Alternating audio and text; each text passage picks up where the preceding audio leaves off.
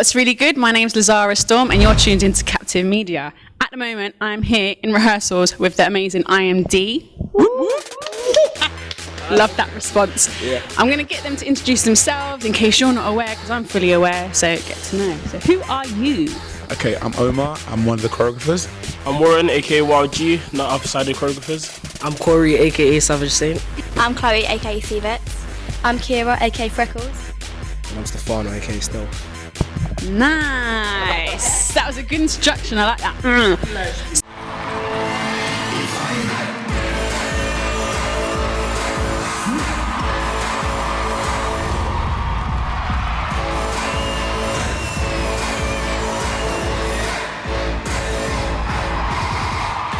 So I'm fully aware that you guys are doing a lot of projects, a lot of shows. For people that aren't aware, things like Got to Dance, or what other sort of things are you doing or working on? We're working towards like bettering ourselves right now and getting ready for the next year. We got another competition similar to Got to Dance. I'm not allowed to say, but that show, everyone, when you see it, make sure you watch it. And we're going to be on that. We're looking to work to get ourselves on that. We've also got HHI.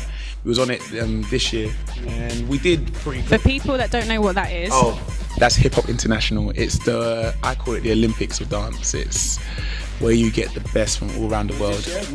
This year was Las Vegas. Yeah, Vegas. So we went to Vegas, and next year we're looking to go, is it San Diego? San Diego, California. It's California. But yeah, we're looking to represent the UK again. We did our best this year. Unfortunately, we didn't get to the finals. But we're going to learn from that. Same thing with Got to Dance. The experience we had with Got to Dance was amazing.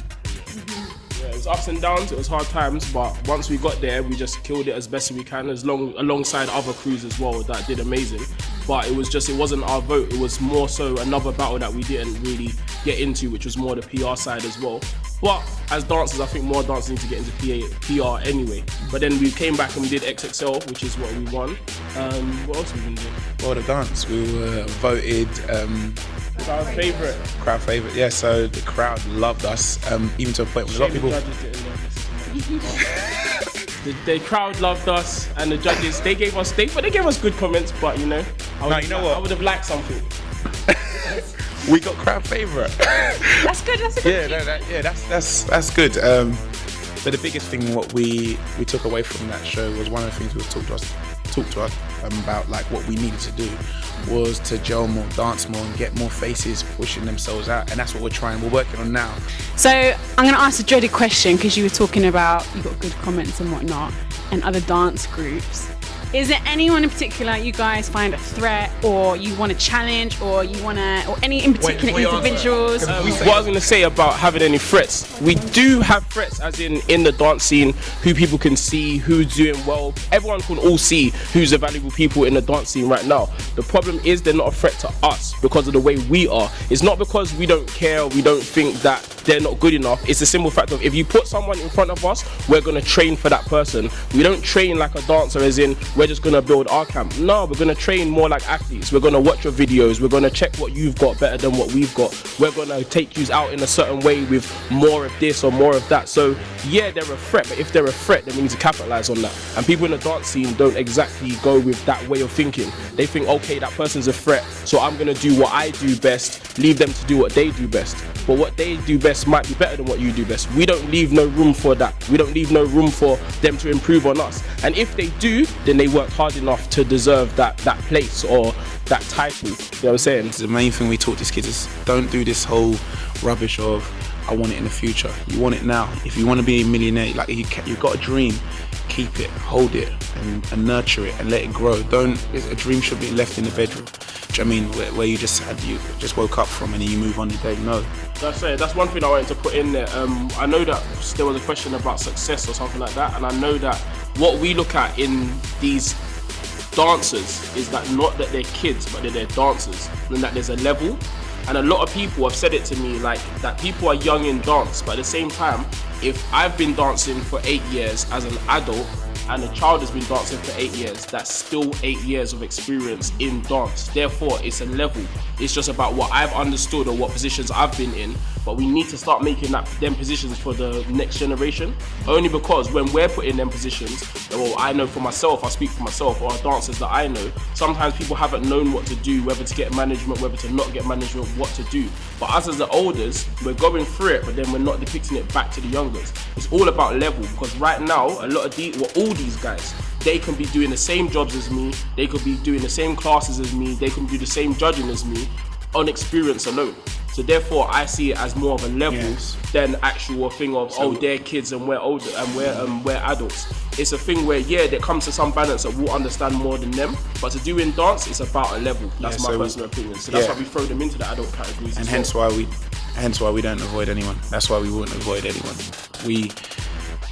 We've been in every battle, and it's always been against us sometimes. We weren't even to the World of Dance battle, and I know a lot of people looked at it and put IMD on some pedestal, and they're like, that's naturally somewhere we would avoid, because people don't think we dance. And we know what people are saying out there, we're not going to deny that. We know what people think we are. Was it Trick Crew, the next diversity, they call us all the next wannabe flawlesses, or this is all the different names we get, but we just want to express. I don't even necessarily call it tricks or whatever you want to call it, we just call it expression, but it's dance, and we want to go. So we went into World of Dance up against, and we didn't avoid no one. We knew, and we put ourselves in the adult category, and we weren't meant to be in the adult category, we were meant to be in the juniors. But why are we avoiding who we're saying that we want to be a part of? And that's another thing. Who says that juniors should battle with juniors and adults should battle with adults? If there's a kid there that's the best, and I do crump, if I'm battling a kid that is the best crumper in the building, whether they're 5, 10, 15, 20, they're the best crumper in the building. I want to battle that person.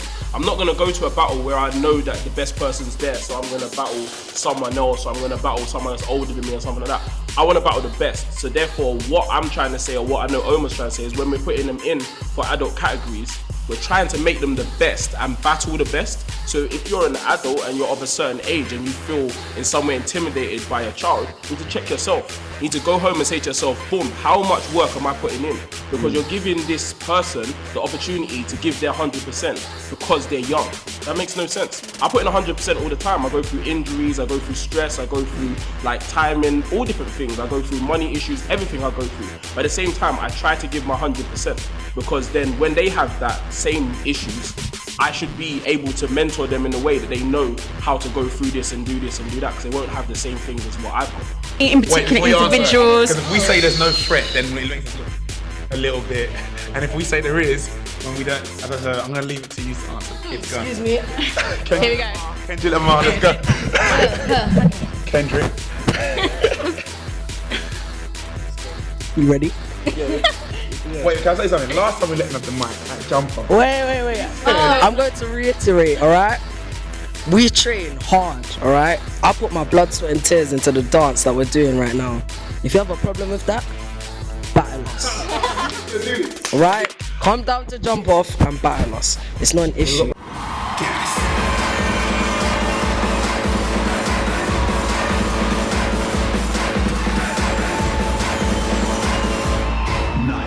So guys, tell me a bit more about XXL and Jump Off.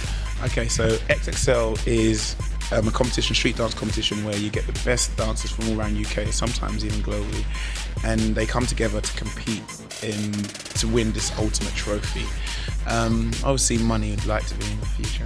No dig. No, but James has put this on, and I believe this has actually paved the way to some of the greatest crews around, from the likes of Diversity, Perido, Boy Blue, Plague, even Avant-Garde. Like, the best of the best has been part of this competition. That's why it was a big thing for us to win. I know a lot of people said to us when we was competing at first was, you just haven't got to dance.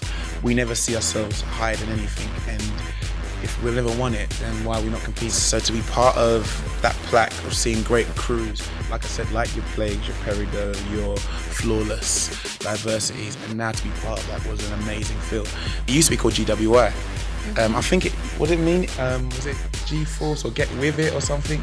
Yeah, and they changed it to XXL. I don't know the politics on that, so don't ask me. Is there any age range bracket, or is it open to the majority? We say to 18/19. We do it based on the kids who are in the crew. So the reason why we do that is mainly because obviously it looks weird if we've got a 44-year-old dancing with a 9-year-old kid. However, it would look cool. It'd look cool if there was 4 or 5 44-year-olds. Right now we're at what? 9 is our youngest and 18 is our The youngest one. If listen, I say this all the time. If it's a 2-year-old that can catch choreo, you are in an IMD. You don't need to do there is no audition. You're coming into IMD. That's it. You're 2 and you're catching choreo. You're in IMD. That's it. And can freestyle, by the way. Oh yeah, freestyle. Freestyle is a big thing for us. Like that's what dance is. Okay. So I've got a question that I'm sure many people have wondered about crews, and especially like you guys. When it comes to who gets to perform at the front, what's your sort of like ritual? What do you do to decide like, right, you're going centre, you're going left? Do you know what I'm on about? You know, sort of like, you know, when you get that moment. See, they know what I mean. I've been there back in the day. Yeah. What's your sort of? What do you do? Okay, I can ask you. Take Mike. To be honest with you, in our crew, there's not much choice. It's what we decide. It's whoever's doing the best. So we pitch the kids against each other. We say whoever's doing the best, they will get the better like spaces. But it's not even a better space, to be honest with you. If you're on stage, you have the privilege to perform. Therefore, if you're at the front, the back, the middle, there is people that they say are favourites, but those are the ones that work hard. And sometimes it could be anyone in the crew. We don't always do just one person. And if we are just doing like a group of people that are performing, or they've been at the front more, or they've been more in the limelight, then we tell the rest of them why they're in the limelight and why we're picking them at this point and what you need to do to step up to be in that position. So it's kind of a thing of, if you're ready or you've trained hard enough to be in that position, then you get the opportunity to be in that position. And if you haven't, then it's on you. Like we were saying it today, it's you have to give it to us. You have to show us what we need to put on stage. If you don't show us that, then really and truly there's not much else we can do. We're backed into a corner, because you're not going to put the worst person in your crew at the front unless you're going to put them at the front for a count of 8 and then show them to the back, which we've done before as well. But it's a thing where it's like, you just have to work hard. The more you work hard, the better you'll get. And then the thing about it is that you might get a spot in that routine, but in another routine you might be cut from. So for us, it's more to do with the set and what works at the time. It's like none of this. We go for what works. So we never actually. There's no real way. There's no real formula. We go for what works. So whoever looks best for that routine will go for the front. But when they lead it like I always say, like football, like a striker, like the head front. But it doesn't mean people at the back are not doing, I don't know, defending and because they're just as important. Because if that person may be strong, what's the worst thing you can ever have is having someone at the front who's strong and everyone else looks weak. So every single position to us is important, and we try and drum that into the kids' heads. The only people at the front will be people we just feel facially are giving that little bit more, and that's who we may put to the front. Or we know that the audience are catching feelings, I can say. We know the audience are like watching them and they're drawn to them. That's the reason why we do it like, it's really kind of, how's the word, it's like we proper go think it through. We don't just say, oh, you're the best, you're going at the front. It's not about the routine sometimes, it's about your faces. Who performs it better. But the person at the back, we find just as important. So we have drills where we now, similar to something we learned in America, from the other countries, where we'll get people to stand at the back and put their hands up when they notice someone's dancing weak. Because one of the worst things you can have is someone at the back who's weak and not moving strong. So then what happens is that sometimes the set just looks a little bit rugged, and you never know why, and you're thinking, you put everyone in a great position, why is it still kind of looking weak? And then you'll notice because there's people at the back who are not as strong. So there's not one position that we do find is less to the other. So the front line, the decision is just based on how we're feeling the day, and sometimes anyone can take it. It could be height, it could be you made me feel happy today, you said hello, and we thought, okay, cool, you put us on a good mood. Feel, innit? It's movement. And also sometimes, like, because we go at it a bit more, I don't know, strategically. Yeah, sometimes that's what I look for the word, strategy. Sometimes it's a situation of, we might know the judges, like, or not that we know the judges, but we might know that the judge looked for this kind of thing, or this kind of dance, or this kind of style. So if it's gonna benefit us, we're gonna put someone in a better position. We're not just gonna put them there and say to them, yeah, you've got that because that judge likes you. We're like, we know these judges. They are hard. They will be looking for this, and this. If you don't put this, and this in there, then someone else will take your spot. Oh yeah. So and that's one of the things. That's the reason why we find every position strong. Because we know judges, because we judge as well, and we know judges do what we do sometimes. Who actually prone to not look at the front and actually look at the back and see what that person's doing. So we have something covered there. So it's not a case of they're going to look at the back and see weakness and go, okay, mark down. We have that covered. So yeah, there's a strategy to everything we do. How do you guys find it yourselves? You know, when it comes to cut, like, learn a sick routine, you know, like, there's a show coming up, he's going to be choosing whatever, who's going where. You could get cut from the routine that you love completely. Like, how do you guys sort of deal with that pressure of, you know, all right, I want this, am I going to get it? Oh, I've been released. Do you sort of let that affect you, or do you let that keep pushing you? You try harder. Once you've been cut from a routine, you stand at the side and you work and you push and you show them that you can do the routine. You've got the routine on point, and just prove them wrong, really. Yeah. That's why it's so much harder as well. If you feel like you're at the back, you get cut, you don't sit down and just watch them. You fight harder because you got cut. Next time you just got to know you've got to try even harder. Within the crews yourself, do you have anyone that you sort of, I don't want to say compete with, but that keeps your game up? Everyone. Everyone's competition. Everyone can take your spot. Everyone is replaceable. No, I'm not. I love that. you said it. Say, what'd you say? That's That's a Keaton who. You know what? This Keaton, yeah, he's only 9. That's what I'm trying to say, Keaton who? He's Keaton. He's only 9. Come on now. It's not even like he's 19 or 16. He's 9. The dance is like he's 19. What's going on for the future? What's lined up? Right now, we're on our videos, YouTube. We're hitting up our YouTube a lot. We started to make a few things like Instagram posts and stuff like that.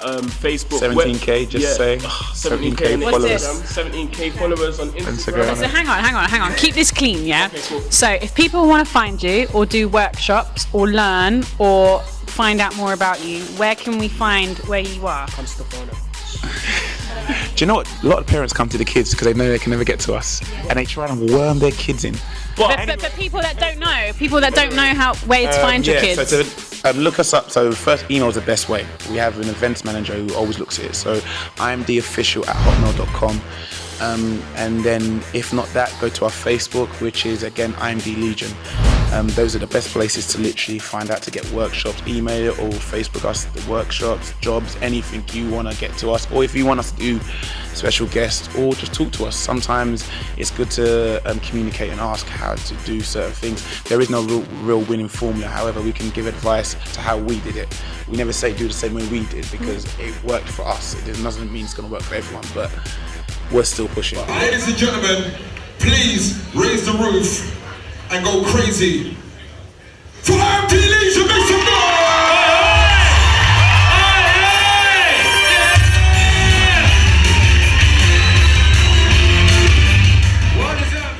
NicholasMarvel.com. I'm also on Twitter, Nicholas Marvel, YouTube, Nicholas Marvel, Facebook, Nicholas Marvel, and Instagram, Nicholas Marvel_. Sit back, chill out, and let me captivate you. Let's go. Is there anyone in particular you guys find a threat or you want to challenge? Your plagues, your peridot, your flawless diversities. If you have a problem with that, battle us.